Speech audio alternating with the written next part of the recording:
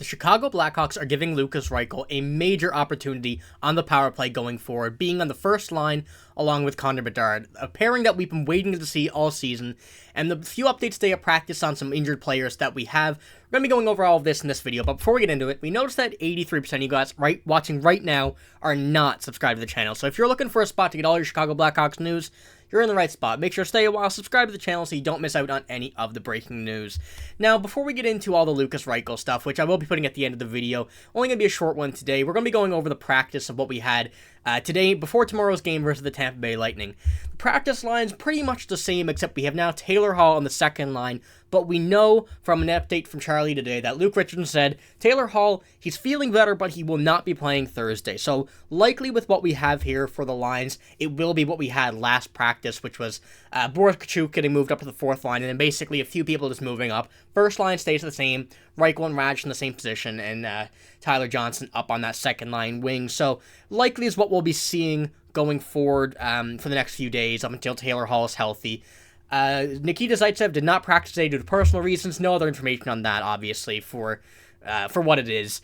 And Colin Blackwell is taking reps on the fourth line, which I think is another huge opportunity. Like I said, if Lukas Reichel cannot find the success he's been looking for at center, they may be able to move a few players around, put Reichel on the wing, move Blackwell up on, third or fourth line center, and then go from there and try to work around that, which I think is something that they might consider depending on what happens over the next few games with Lukas Reichel. But one more as well, Andreas Athanasiou did not practice today, which was, another thing that was expected. He's supposed to be out a few weeks today, didn't skate before practice, didn't skate in a no-contact jersey, just wasn't on the ice today. So we're going to have to give him a few weeks' time to be able to heal up and get ready back into this lineup.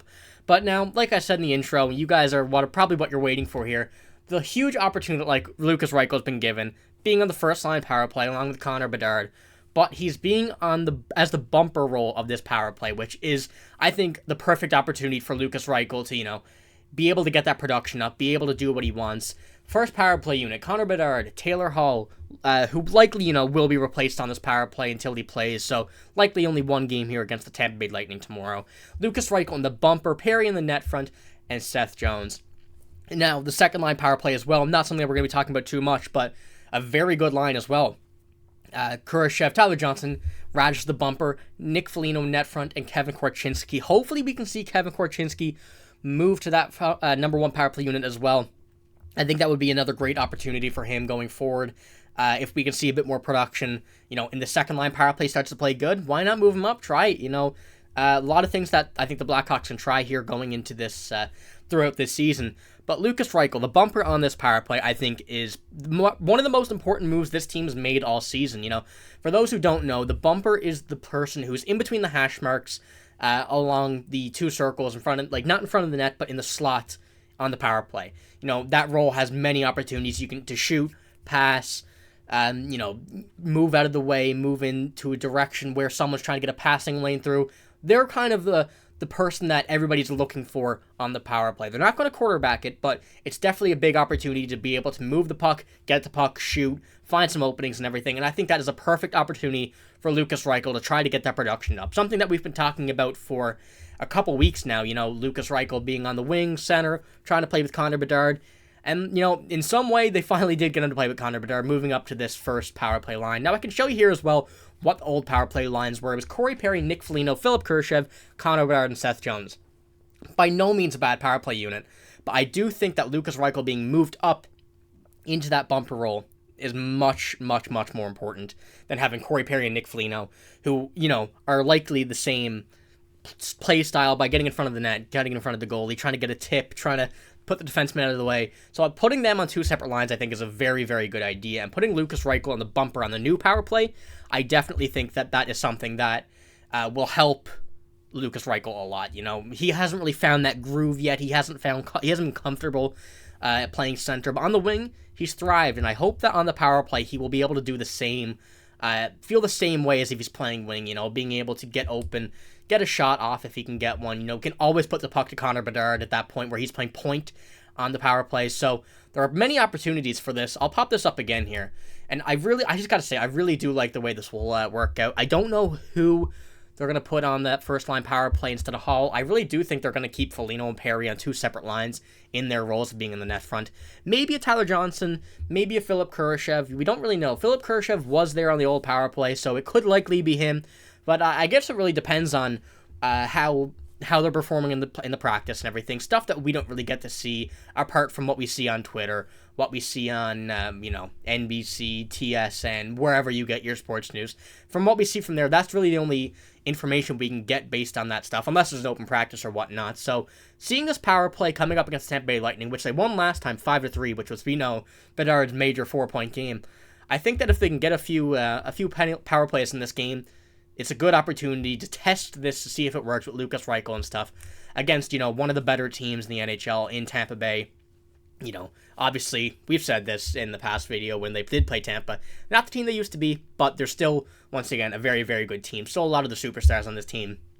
So, seeing this, if it works, I think it's a very good sign. Obviously, I don't expect them to start clicking on the first power play or whatnot. It'll still definitely be a work in progress. But if this can generate the momentum that the Blackhawks hope, can get Lukas Reichel a few points, hopefully he can take that on to his the center role if he does continue to play there on that second line or whatnot, where he goes the wing.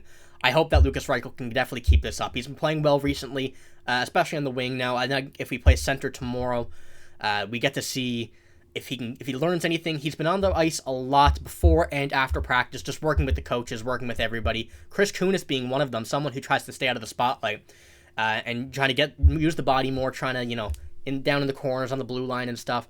He's been working on that, which I think is something that will be an absolutely fantastic opportunity for him. So we'll see what's going to happen with this new power play. See what happens with Lukas Reichel mainly at center in tomorrow's game. Mostly the same lines, like I said. Taylor Hall is not going to be in the lineup as he was today in the practice lines. But it's mostly going to be the same. I'd say,